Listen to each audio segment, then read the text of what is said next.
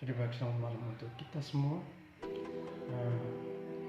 Pada kali ini saya review sebuah buku dengan judul Partisipasi Buruk.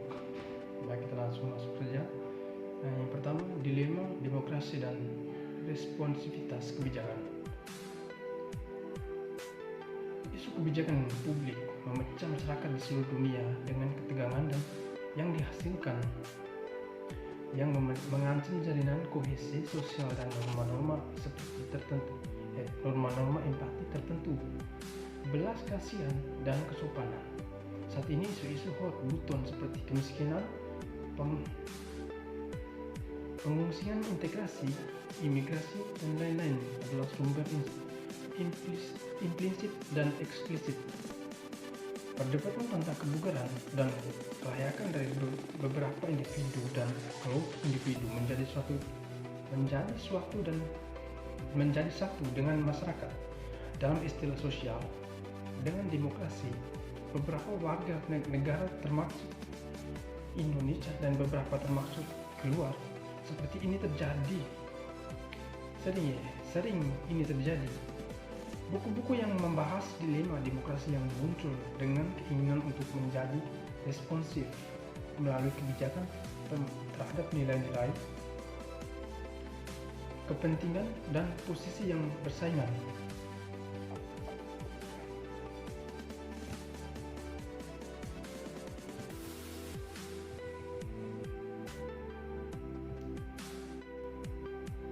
Perhatian khusus akan diberikan kepada pemerintah lokal, di mana sering terjadi pemecahan. Manifestasi supranasional juga akan dimasukkan dalam seri.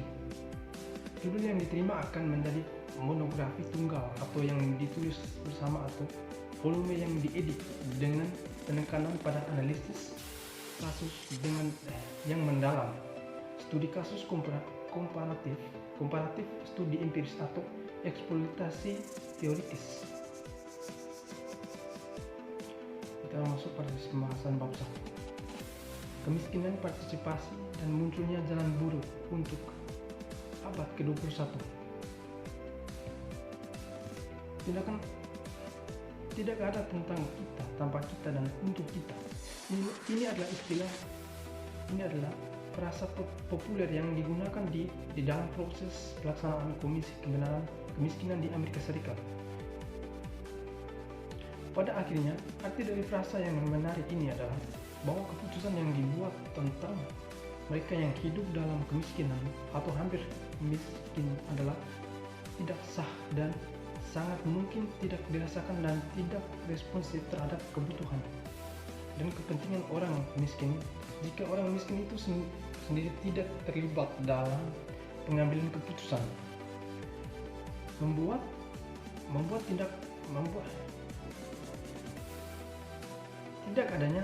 Tidak ada tentang kita, tanpa kita, dan untuk kita. Namun di dalam ide yang menarik secara intuitif ini terdapat berbagai potensi, kontradiksi, dan konflik. Konflik ini berada di hubungan antara aktif kewarganegaraan dan keahlian teknis, antara promosi stabilitas di pemerintahan dan pemberdayaan rakyat, antara pemberdayaan yang asli dan kelanjutan dan pemberdayaan yang artifisial, dan antara perang melawan kemiskinan yang dibangun di atas ide-ide tata kelola kolaboratif dan salah satu yang dibangun di atas asumsi aturan elit.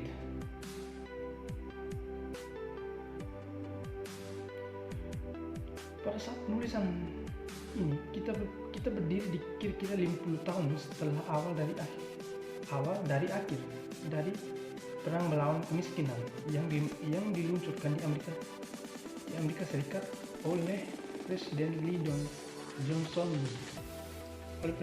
Johnson. Ini adalah perang yang memperluas yang ada program dan menciptakan inisiatif baru yang bertujuan untuk memerangi tidak hanya gejala kemiskinan tetapi penyebab kemiskinan. Dengan cara yang mirip dengan sejarah yang hebat, perang para pemimpin militer memaksa pasukan mereka ke dalam pertempuran melawan bintangan panjang, di mana kematian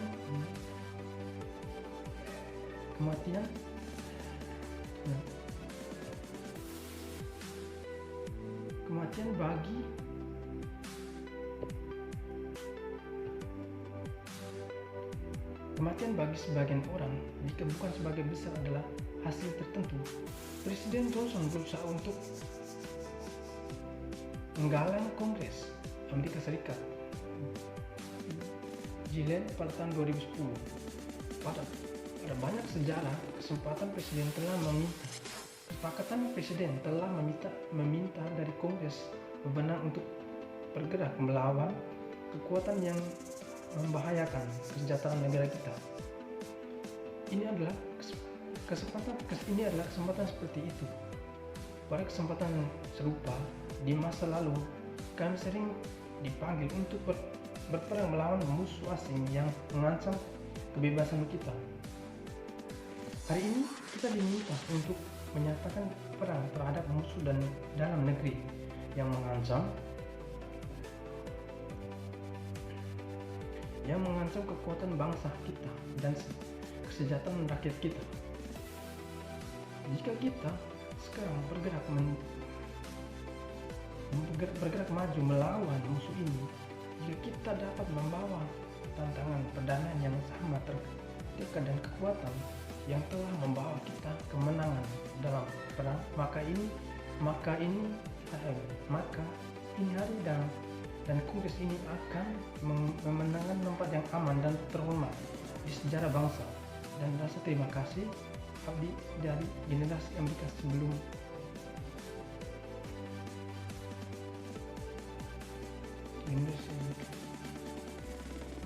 pada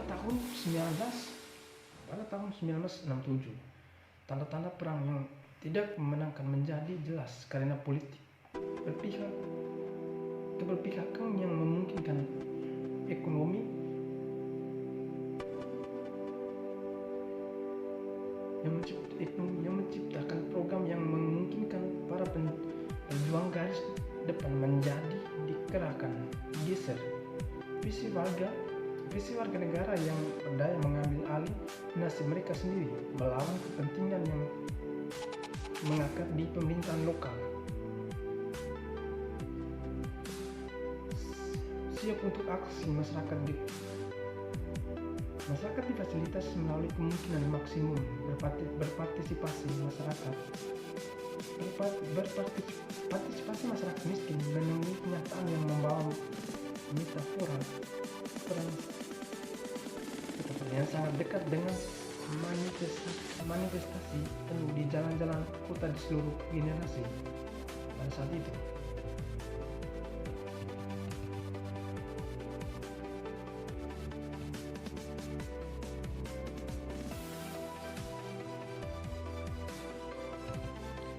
Kita bahas tentang kewarganegaraan dan kemiskinan.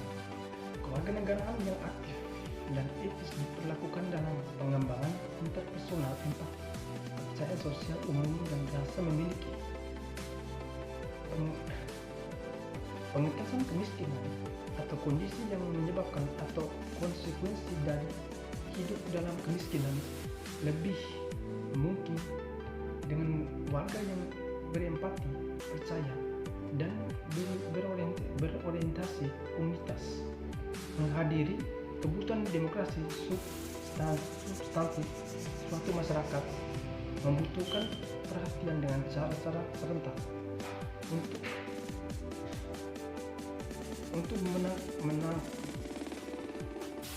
memenangkan perang melawan kemiskinan, membutuhkan strategi dan perang agresif terhadap warga negara yang miskin. Namun ada ketegangan antara pemerintah dan warga negara, dan itu adalah ketegangan yang tidak dapat dengan mudah disingkirkan. Jadi baik itu saja. Sekian, terima kasih. Selamat malam untuk kita semua.